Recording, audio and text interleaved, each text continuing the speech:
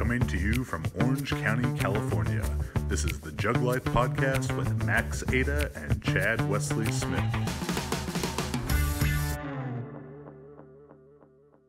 So the process of being successful in powerlifting, bodybuilding, Olympic lifting, and strongman really requires more than just that focus on lifting. It's all the rebuilding, and now that's become more than just eating and sleeping. It's also become rehab, which is a huge component now of recovery.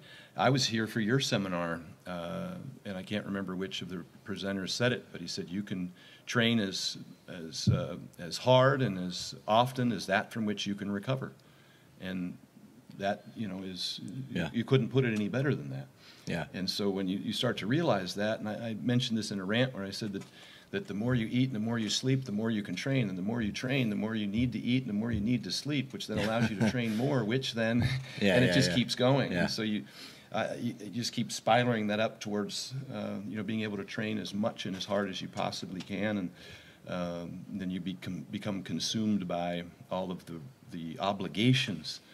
The requirements to train that hard and that often are everything that you have to do outside the gym. I've said it's that you become a victim of your own circumstance.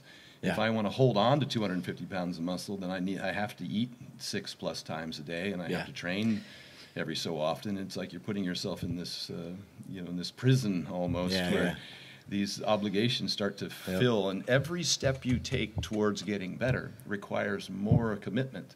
In some avenue, either more sleep, more food, more training, more rehab, which could include everything from mobility and stretching to ART, whatever all goes into that. And then those can get to the point where they become conflicting with each other, because with finite time in the day, if you can't train more, because then you don't have enough time to eat, sleep, recover, and finding that what Dr. Mike Israetel was probably the one who was talking about it in that seminar.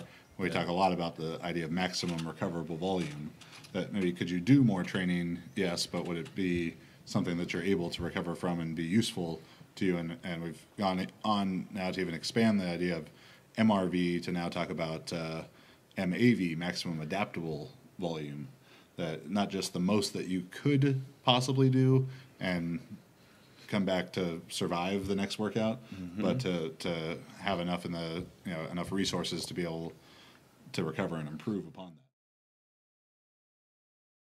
That was a clip from episode number 41 with Stan Efferding, the Rhino Swims with Sharks. Stan has so much great advice on training, nutrition, business, and motivation. He's one of our favorite guests, and this is one of our favorite episodes ever. Check out the full episode with Stan right here or through the link in our info. If you're interested in online coaching, visit juggernautcoaching.com through the link in our info or right here.